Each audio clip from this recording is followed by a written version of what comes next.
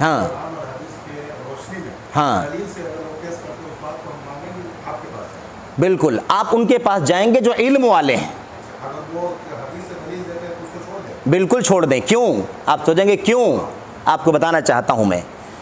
हज़रत सुफियान सौरी या गालिबन हज़रत मोहम्मद बिन सीरीन का वाक़या है रहमतुल्लाह अलैह, शायद नाम भूल रहा हूँ मैं। उनके सामने एक आदमी आया और इसके हवाले दलाइल मौजूद, अगर आप चाहेंगे तो मैं आपको बता दूँगा।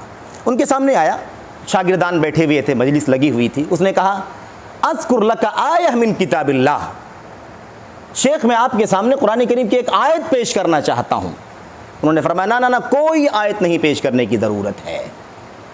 अज़कुर लका हदीस मिन हदीस रसूलिल्लाह, भाई एक हदीस में नबी करीम सल्लल्लाहु अलैहि वसल्लम की पेश कर दूँ।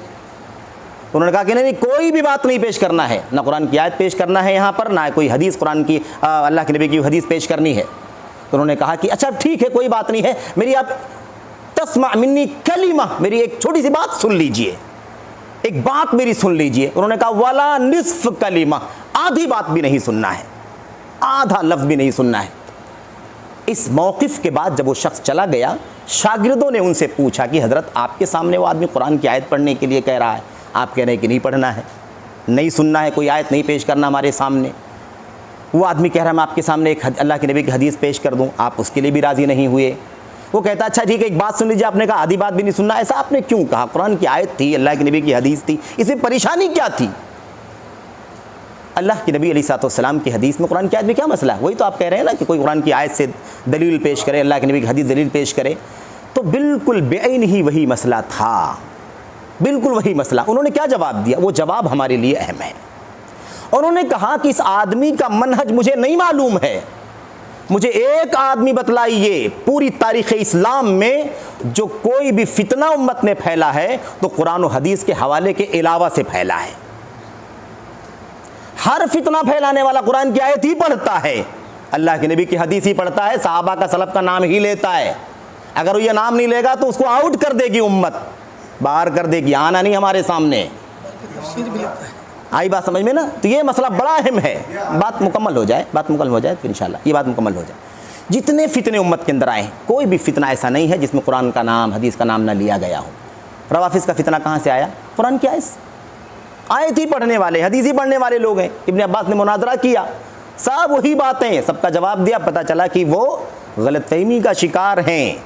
आयत तो पढ़ रहे हैं लेकिन वो माना आयत का नहीं है जो ये पेश कर रहे हैं। हदीस तो पढ़ रहे हैं लेकिन वो माना हदीस का नहीं जो ये पेश करना चाहते हैं।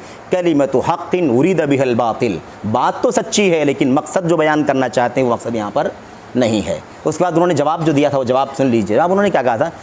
इस आदमी का मनहज मुझे नहीं मालूम है, या जिस आदमी के मनहज में फसाद है ये साहिबे बिदअत है, यानी बिदती खुद नहीं है, या तो बिदती है और या तो बिदती के साथ चलता फिरता है। हो सकता है आयत पढ़े कोई शुबहा पैदा कर दे, हो सकता है हदीस पेश करे कोई शुबहा पैदा कर दे। वो शुबहा मेरे शागिर्दों तुम्हारे जहनों में से किसी के जहन में वो शुबहा लटक जाए और जहन में जगह बना ले, दिल में उतर करके जगह बना ले, फिर उस शुबहे को टाला नहीं जा सकता। बहुत वक्त चला जाएगा, गुमराही अपनी जगह बना लेगी। अब सवाल ये पैदा होता है, आयत है तो क्या हुआ, हदीस है तो क्या हुआ, आप पेश कर रहा है तो सुनने में क्या हर्ज की बात? नहीं सुनना है ना भाई।